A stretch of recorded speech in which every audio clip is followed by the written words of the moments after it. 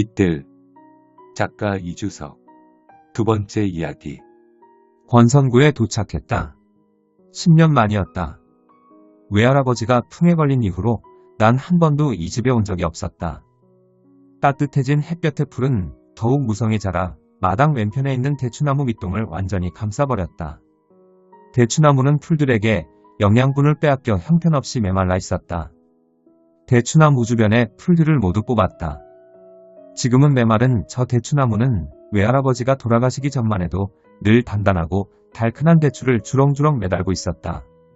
풀을 뽑는 건 그때 그 대추를 매번 10알이상씩은 빼먹던 내가 나무에게 주는 마지막 예우였다. 집은 폐허였다. 풀이 빽빽하게 자란 툇마루는 도저히 손을 쓸 용기가 나지 않았다.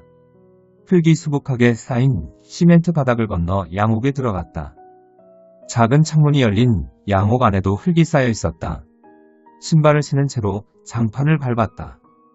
사부작거리는 소리가 들렸다. 집은 변한 게 없었다. 가져가기도 애매한 그릇들은 개수대에 엎어진 채로 말라 있었고 뒤통수가 뚱뚱한 컴퓨터가 놓인 책상에는 흙과 먼지가 뒤엉켜 있었다.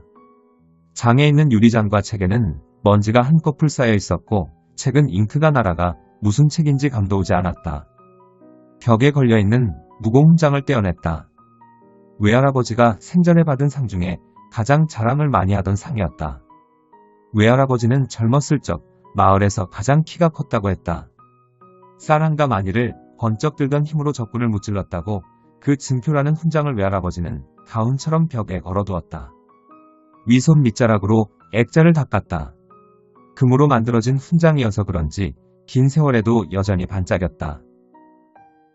그녀는 그곳에서 처음 만났다. 외할아버지의 무공훈장을 닦던 그때 대문 쪽에서 풀이 밟히는 소리가 들렸다. 누구도 오지 않는 곳인데 깜짝 놀라 훈장을 책상 위에 두고 밖으로 나갔다. 마른 체형의 젊은 여자가 대문을 넘어서는 게 보였다. 여자는 당당히 대문으로 들어와 툇마루 풀숲에 걸터 앉았다. 친척이세요? 친척은 아닐걸요? 여자는 봉지과자를 집어먹으며 태연하게 내 질문에 대답했다. 주위를 둘러보았다. 반쪽짜리 한옥과 양옥이 슬레이트 지붕으로 이어진 집은 분명 외할아버지의 집이 맞았다. 근데 누구세요? 여자가 먼저 질문을 던졌다. 이 집주인의, 그러니까 손자요. 아, 죄송해요. 주인 없는 집인 줄 알았어요. 여자는 내 말에 옷매무새를 고치고 고개를 숙였다. 주인이 없는 건 맞는데? 나와 여자는 딱히 할 말을 찾지 못했다. 근데 여기 저희 집인데. 네, 맞아요. 나가시는 게 맞는 것 같은데요. 맞아요. 그게 맞죠. 묘한 정적이 흘렀다. 그 속에서 나와 여자는 잠시 시간이 멈춘 듯 했다. 그러고 보니 부탁을 드려야 할 것 같아요. 어떤 부탁을요? 저 이 집에서 당분간 지내야 할 것 같거든요. 여자의 모습을 위아래로 훑었다. 멀쩡한 행색이었다. 보라색 티셔츠에는 얼룩 하나 없었고 끝을 말아 올린 청바지도 물이 빠지지 않은 새파란 색이었다. 집을 들어갈 수가 없어요. 누가 제 집을 점거해버려서. 안쓰러웠지만 그녀를 돌려보냈다. 캐리어를 끌고 2시간 거리를 가는 건 그리 쉬운 일이 아니었다. 7월로 들어서자 제법 뜨거운 햇볕이 팔뚝을 내리쬐다.